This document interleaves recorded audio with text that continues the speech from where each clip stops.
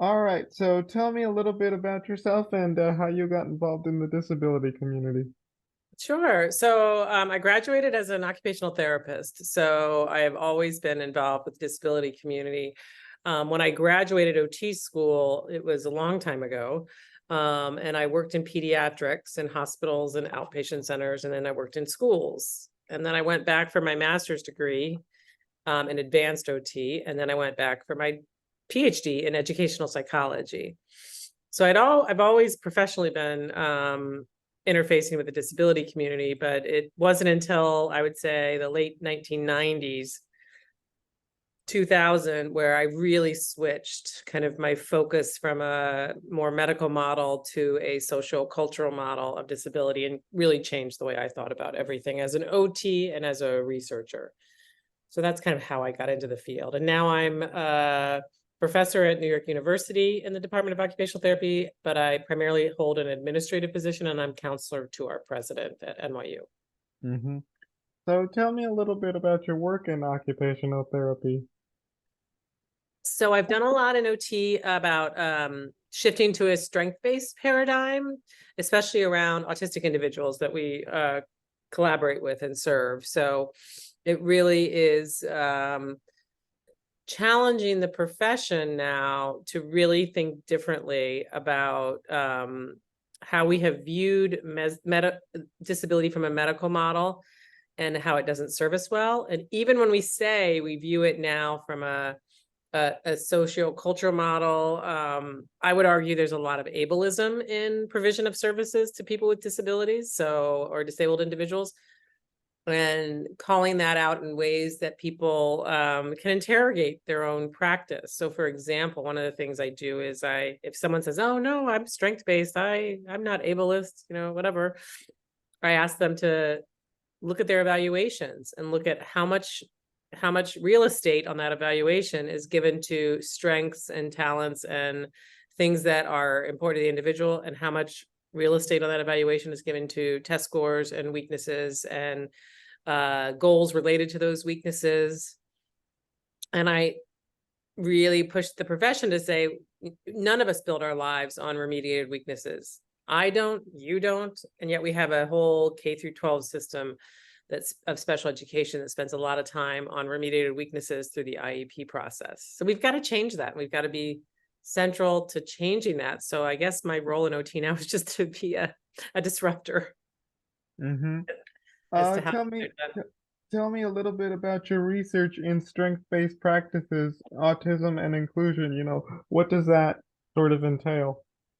well, so we have the research projects that we're doing now are through the National Science Foundation, and NSF is with our partners at EDC, and we are doing research related to. We've done research related to the impact of strength-based, interest-based clubs in middle schools. So, for example, having inclusive clubs that are really around someone's interest.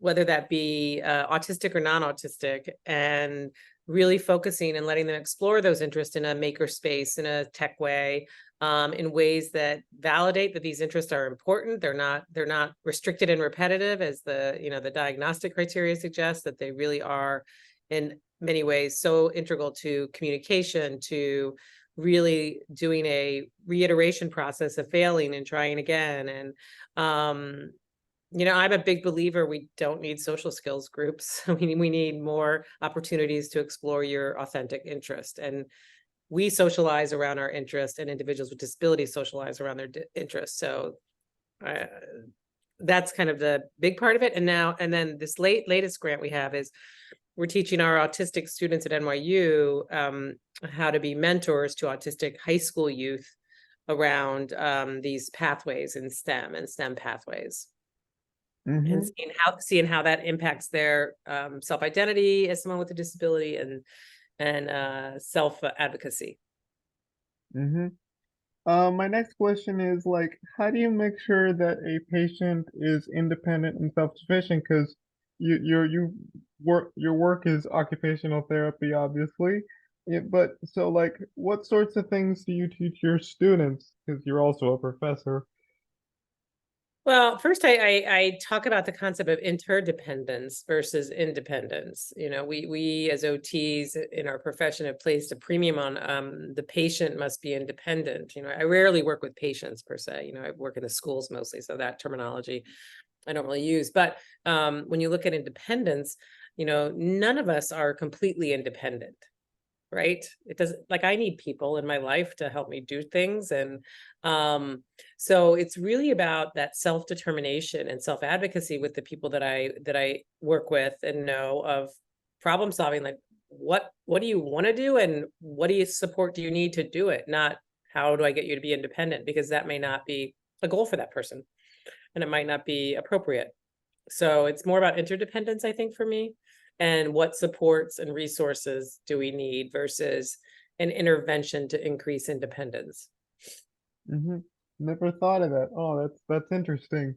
Um, my next question is, tell me about the impact that OT has had not just on yourself, but on the disability community. Oh, well, you know, I think I I think OT started after World War I. I don't know if you know this. The No, kind I of did not know that. yeah. So OT was a OTs were first called reconstruction aides. And so when they were called reconstruction aides, they went in after World War I and basically helped individuals reconstruct their life, and with what we call meaningful occupations. You know, I think OT gets a rap because people think that we get people jobs, right? We're an occupational therapist. We must get people jobs, when really we have to look at occupation as what is meaningful to you? What is something you do every day that you really like being able to do every day? And what happens if that is interrupted? You know, do you want to get those skills back, or we need to look at alternative and adaptive ways? So I think as a profession, we've really, we're really, I think, in this sweet spot of meaningful occupation, which a lot of people understand physical therapy, they understand speech therapy by its name.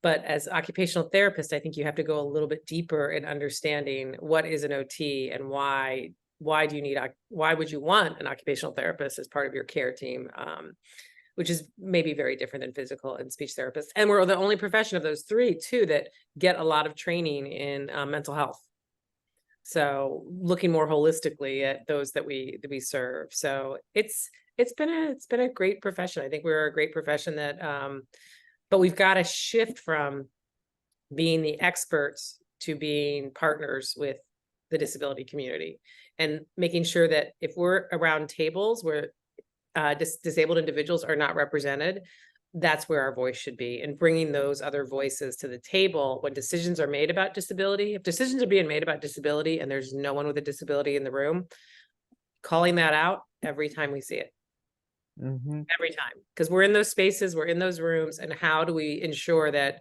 wait, no one with a disability is here at the table representing? And if we're all getting paid to be here solving this issue around disability policy, the person with a disability better be getting paid, you know? So it really is, I think I've shifted a lot with OT just for working on independence to OT working in a much more radical way to promote self-advocacy and centering the right voices. Mm-hmm.